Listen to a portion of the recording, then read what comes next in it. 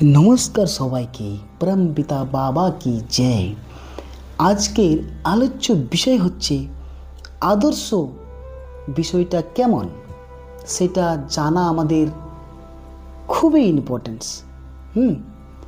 তো আদর্শ সম্পর্কে প্রাউড প্রবক্তা শ্রী শ্রী আনন্দমূর্তিজি বলেছেন যে human life is an ideological flow. মানুষের জীবন হচ্ছে এক আদর্শের ধারা প্রবাহ। যে আদর্শটা মানুষের জীবনকে গৌরব উজ্জ্বল করে তোলে সেই আদর্শটা কেমন সেটা জানা আমাদের একান্ত প্রয়োজন, তাই তো।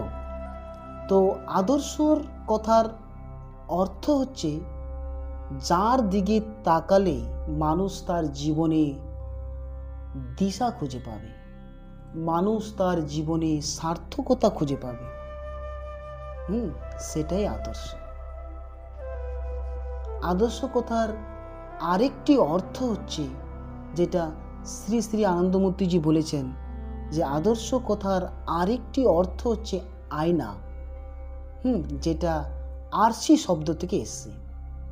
আয়নাতে কি হয়? আয়নাতে আমরা নিজেকে ভালো করে দেখতে পারি, তাই তো। তো আদর্শ হচ্ছে সেই জিনিসটা যার দিকে তাকালে আমরা জীবনে দিশা খুঁজে পাই, আমাদের জীবনে পূর্ণতা অর্জন করতে পারি, আমাদের জীবনে সার্থকতা খুঁজতে পারি, সেটাই হচ্ছে আদর্শ। আর এই আদর্শের দুটো দিক রয়েছে, প্রকৃত আদর্শের দুটো দিক রয়েছে। একটা হচ্ছে আত্ম উন্নতি আর একটা হচ্ছে জগৎ কল্যাণ। তাই তন্ত্রে বলা হয়েছে আত্মমুখ্যার্থায়ে জগৎ হিতায় চ, অর্থাৎ আত্মার মুক্তি ও জগতের কল্যাণ এই পরস্পরেই মিলেই আমাদেরকে কি করতে হবে? এগোতে হবে। এটাই হচ্ছে আমাদের আসল উদ্দেশ্য।